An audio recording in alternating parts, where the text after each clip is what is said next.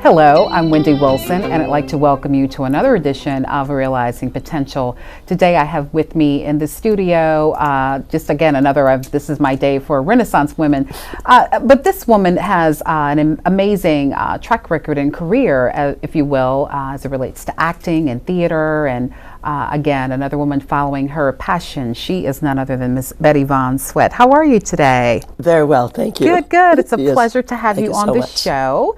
And so you made it ever so clear you are an actress. Well, actually, I use the word actor. Actor. Thank I'm you. an actor. You're an actor. I'm an actor. Okay. Yes. Thank you. Thank you for correcting me. Now, let's go back. What led up to you making that decision and pursuing your love of acting as an actor? Wow. I'm over 75. Let me just throw that out. Well, you look amazing for 75. Thank you. Not today. But I think it started when I was 9 years old. Okay. And I did a play at school, and I loved the applause. And, that's just the truth of the matter. It's intoxicating, isn't it? All of that. And then I started on that journey. Okay. But interestingly enough, and I think this goes back to also being an African American woman during that time, and I grew up here in Albany, Georgia. I never voiced that until I was in college. Mm-hmm.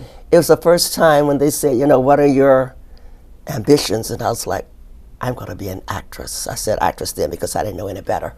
But until then, I would just do things. I was in plays and everything, but I never told anyone that was my heart's desire. That I just never let that come out. Wow. Until much later. I was like 17 years old before I really affirmed that. I gotcha. Mm-hmm. And then at that point, did you hit the ground running? Tell us a little bit about your career path.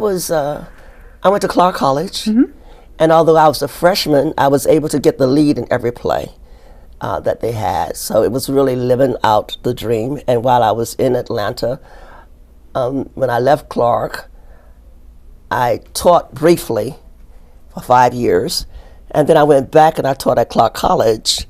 And while I was there, I was fortunate enough to work with Arthur Langford Jr., now deceased, the late Arthur Langford Jr., who was a city council person in Atlanta. As a matter of fact, he was the youngest council member that Atlanta ever had. It was like he was a reincarnation, if you will, of Martin Luther King Jr. He was not an actor. He was a minister. But he was endowed with that kind of spirit. So while I was there, I went on a 35-year journey doing a Martin Luther King play all over the country. So I was in Atlanta for about 8 years, and then I moved to New York. Outstanding. Yes. Outstanding. So after New York, you decided to come back to the Good Life City? Well, it didn't quite happen that way. Get a few more steps to make. Well, actually, I had I think I had a pretty decent career when I was in New York. Okay. I loved what I did. I did a lot, especially in black theater. And although now we see a lot on television, we see a lot of black actors and on Broadway and all of that, but when I was there, that was not the case. Basically, what we were doing was off-Broadway. And although there is an award for off-Broadway plays, usually they did not come to review the black plays. That's changed now, praise the Lord for that. But we did have an organization called the Adelco Awards, which really recognized the gifts and the work of black actors. And I was fortunate enough to win 2 of those awards. And I've done a lot of regional theater also. Okay, very good. You have a body of work here within this region. Yes, Let's I discuss do. that and then tell us about an upcoming production. Yes, well, when I came back to Albany, after over 50 years, the first thing I did when I came here, when I got back here, the first thing I did was to find a church. A lot of people who make a transition or come back to a place, sometimes they don't know where to go or how to fit in. They feel isolated or whatever because it's different from the environment that they came from. Sure. So my advice to people is find your good church. You know, so the church itself was basically a godsend for me. And the first thing that I did when I came back on an acting level happened to have been here at Albany State. I did the Wendy Coleman play about diabetes that we did here. We did it at the Albany Municipal Auditorium. Yes. And we toured, and they let me go with them. And even after that was over, I became, and I wanted to say an honorary member. And they wouldn't let me say that. They said, "Oh no, you're a member of Albany State's Ensemble, Theater Ensemble." So I traveled with them for about a year. Excellent. And that was really great because the students were so great. Yes. I mean, yes. it was such a great experience that they just kind of They took me embraced you in, into and the I fold. love Yes, that. yes.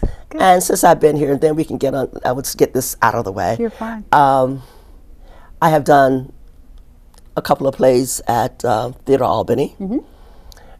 2 years ago, Geraldine Hutley, whom everybody knows and loves, nobody more than me.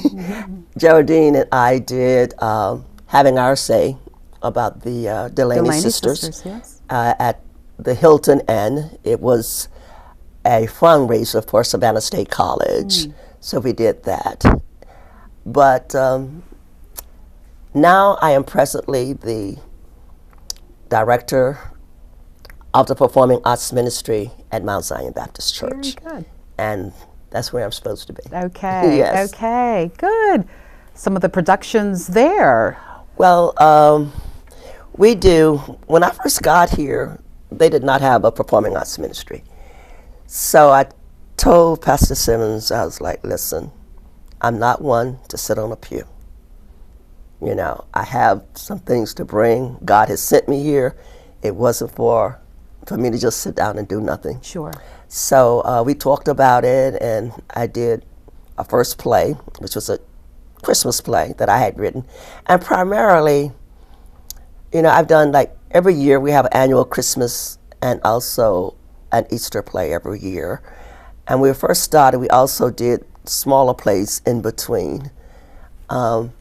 So I've done this since 2009. Okay. And usually, as one of the people say, I write the songs that people, I usually write my own plays. I really started writing my own plays, and I have done a lot of writing. When I was teaching in high school, I taught in a place called Thomaston, Georgia, and they used to have contests for the drama club and Sure. everything. I'm not even sure if they do that anymore. It was great then. And I'd go, and I knew about all these different suppliers, but I never found anything that I liked. And the first time I went, I saw what it took to win, but I couldn't find it, so I wrote it. Very good. And I've been writing ever since. Very good. But that's really a great passion of mine, to write also. Oh, outstanding, outstanding. And so you have an upcoming production that is coming We up. Let's share with the do. viewers about that. Yes. What they can anticipate. Well, Wendy, we're getting to know each other. Absolutely we are. May I ask you a very serious question? You may. Who do you say Jesus is? Wow, a great man that continues to have a powerful impact on generations past and present. All right. Now, this is a question that Jesus asked his disciples, because people were saying all kinds of things about who he was. So he asked his disciples, who are the people saying I am? And they say, well, some say John the Baptist, some say Elijah, some say perhaps some other prophet raised from the dead. And he said, well, that's fine, but who do you say I am? And of course, Peter answered that you are the Christ, the Son of the living God. Now, our play is called Who Do You Say I Am? And the idea is, you know, a lot of people talk about Jesus. A lot of people have never talked about him or heard about him. So we're trying to answer that question. Who is Jesus? Who do you say he is? Sure. And with this play, I've used other people, and I've used, like, for instance, I have a poem from Conte Cullen. I always like to use our black artists whenever I can. Yes. And primarily the other sources are sources from the Women's Devotional Bible. And of course, the primary source is the Bible itself. And as I like to say, borrowing from my pastor, Daniel Simmons, and my sanctified imagination. So with that, you know, that's how we come up with it. So usually it's written and directed by Betty Vaughan Sweat. So this time I'm not even saying that I wrote it. I'm really saying primarily that it's conceived and adapted and directed by me. And what we do is we have different characters from the Bible who talk about who Jesus is. But this time, there's a different twist on it. And one thing that's going to be very interesting about this production is that generally, excuse me, when we talk about an Easter program, we talk about the crucifixion, the death, burial, and the crucifixion. Yes. I mean, and the resurrection of Christ, the crucifixion, burial, and resurrection. And that is a part of it. But usually what we see, and what I've done in the past, is to really tell the passion story itself, right down to Jesus on the cross, the risen Christ, and all of that. And usually what you see is at the cross, you will see women and John the Baptist. Yes. So we're kind of horning in on the women this time to talk about the women who were in Jesus' life. So we also talk about the disciples, and we talk about some of the people that he healed and everything, but we also have 5 primary women that we will be talking about Excellent. in this production, and their views and how Jesus touched them, and also a message with how once you see this play, hopefully, you'll be able to spread a word about who Jesus is, and you'll be informed because you'll know a little more about the man. Now, most people will say, you know, he's my savior, he did this, he's my provider, he's my deliverer.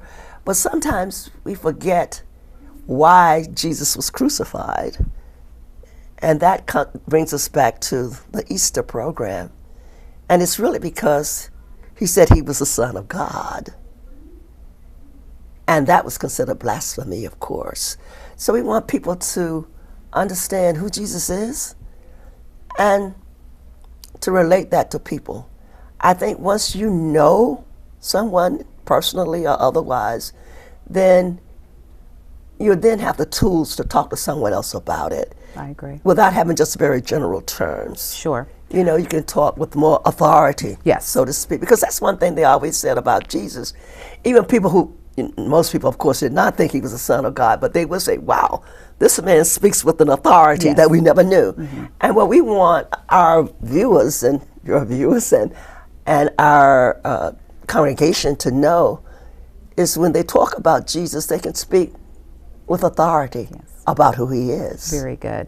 Mount Zion is always very giving to the community. So having Absolutely. said that, we'll automatically make the assumption that this is open to the public. Absolutely. And wonderful. And so what are the dates of this, what I The know will be a date great production, is and the time? Wednesday, March 28th Okay. at 7 o'clock.